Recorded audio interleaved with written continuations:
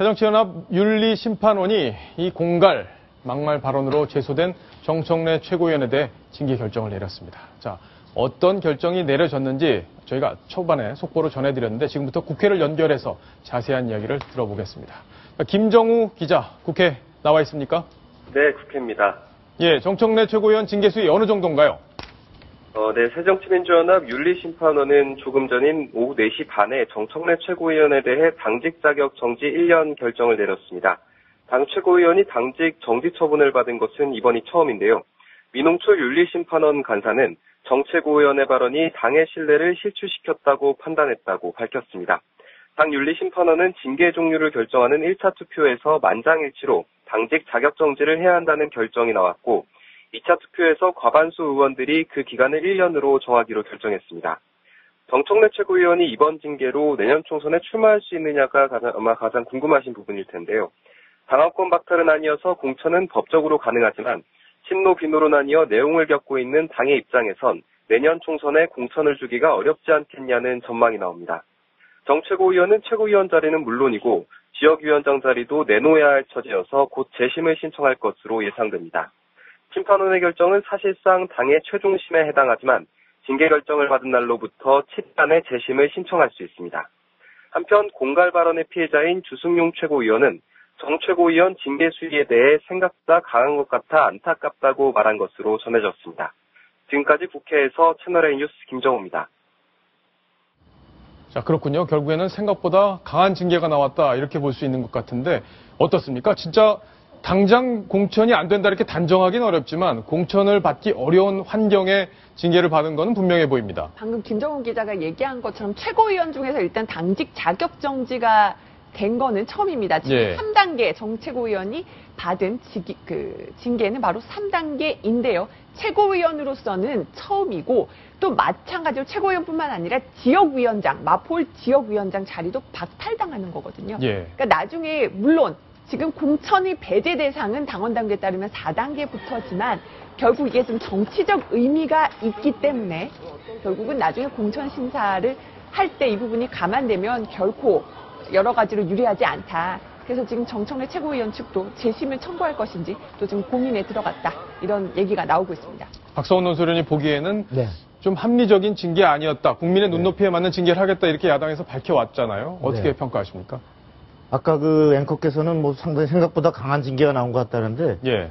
저는 생각한 대로 나온 것 같습니다. 딱 생각한 대로. 예. 그야말로 자 지금 보면 아주 그 법리만 따지겠다고 강창일 그 윤리위원장이 그렇게 얘기를 했었지만 정치적 고려를 배제하겠다고 했지만 제가 보기에는 가장 정치적으로 잘 조합된 어떤 결론이다.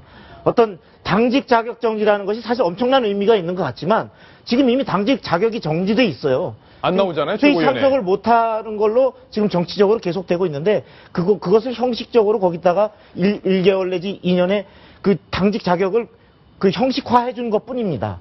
중요한 것은 공천을 자격이 있느냐. 다시 말해 내년 출마 자격에는 당원 자격이 정지되지 않았기 때문에 얼마든지 출마할 자격이 있고 아까 지역위원장을 지금 못한다고 하지만 총선 때는 지역위원장이냐 아니냐에 상관없이 오히려 많은 지역위원장을 물갈이한다라는 명분으로 현직 지역위원장을 갈아치울 수도 있습니다. 때문에 얼마든지 출마의 길은 열려 있고 가장 잘 짜여진 현재의 그 어떤 그 친노들의 많은 반발을 무마해 가면서 그러나 징계하라는 또 여론도 수용하는 듯한 절충된 가장 조합이다. 그렇게 생각됩니다. 제가 왜 예상보다 좀 강한 징계였다 설명을 했냐면 예상이 조금 낮게 징계할 것처럼 강창일 위원장이 얘기를 했었는데 그 얘기는 조금 이따 좀 더 들어볼 필요가 있을 것 같고요. 일단 시청자 질문 전원책 변호사께 하나 드리겠습니다. 시청자 질문 오늘 많이 오네요. 저는 초등학교만 나와서 시골에서 농사 짓는 사람입니다.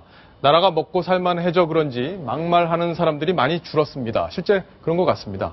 상처 주면 되갚아야 하고 그러면 사는 게 힘들어집니다. 대학 졸업하고 국회의원까지 하는 사람이 국민 마음에 왜 상처를 주는지 모르겠습니다. 답답한 심경을 그대로 토로를 하셨네요. 시골에서 농사 짓는 분이시랍니다. 지금 방금 질문하신 분 같으신 분이 정말 순수하신 분이에요. 때묻지 않으신 분인데 바로 저 문제입니다. 국민 마음에 상처를 줬다는 거예요. 비노, 비문에게 상처를 준 것이 아니라 국민에게 상처를 줬다는 겁니다. 그 점을 정청래 의원도 좀 아셨으면 합니다. 그런데 이번에 지금 강 위원장의 그 결정은 방금 우리 박상원 그 위원께서 말씀하신 것과 사실 똑같습니다. 이 비노 쪽에는 지난번에 정청래 의원이 한 말이 조롱이에요. 조롱으로 들린단 말이에요, 그게. 공간 치는 거냐 하는 말이. 네. 이 호남 비노 쪽에는 조롱으로 들리니까 지금 예컨대 당원 자격 정지가 아니고는 도저히 수용하지 못할 겁니다. 그런데 만약에 친노 쪽에서는 당원 자격 정지를 하면 어떻게 되겠어요? 난리가 나겠죠? 뭐 그만 일로, 당 대표에게, 당 대표가 아니고 당 대표 되겠다고 했지 않습니까? 당 대표가 아니라 대표에게 대표. 예. 정말 하기 힘든 말을 해주는 이 정청래 의원에게 당원 자격 정지를 하느냐, 이런 식의 얘기가 나올 거란 말이에요. 그러니까 그 중간에 있는 강 위원장께서 고심에 고심을 거듭하다가 아마 절충적으로 낸 것이 당직 자격 정지가 아니겠느냐, 이렇게 생각합니다. 예. 강창일 위원장의 이야기를 한번 지금부터 들어보시면, 야, 오늘 징계가 생각보단 세게 나왔구나, 이런 생각이 드실 텐데요. 한번 목소리를 들어보시겠습니다. 사과의 진정성, 자숙의 진정성 문제를 검토하는 데 의미가 있었겠죠. 그래서 많은 위원들은 좀 진성이 사과했다 뭐 이런 것들은 참작이 되겠죠. 주승용 최고위원이 선처를 원한다는 거 뭐 인터뷰했다고 그러대요. 주승용 최고가 심판원에 직접 선처를 호소한 게 아니라 그냥 인터뷰를 한 건데도 그게 참작이 될 수 있는 건가요? 네, 유선으로 확인을 했습니다. 이남희 팀장. 네. 저런 분위기만 봐서는 좀 오늘 징계가 셌다. 그래서 저도 사실은 예상컨대 2단계 내지 3단계에서 왔다 갔다 하겠다 했고, 특히나 정상 참작을 하겠다는 부분을 강창일 원장이 어제 오늘 강조했기 때문에 약하게 나오면 2단계 정도 나오겠다 생각을 했는데, 정말 딱 친노와 비노 여러 가지 의견 그룹들을 생각을 해서 좀 절충안을 찾으려고 굉장히 고심했던 것 같습니다. 정청래 의원은 이에 대해서 어떤 반응을 보이고 있을까요? 그 부분도 아주 궁금한데 아마 SNS에 글을 올리지 않을까 싶은데 올라오는 대로 저희가 또 정리를 해드리겠습니다.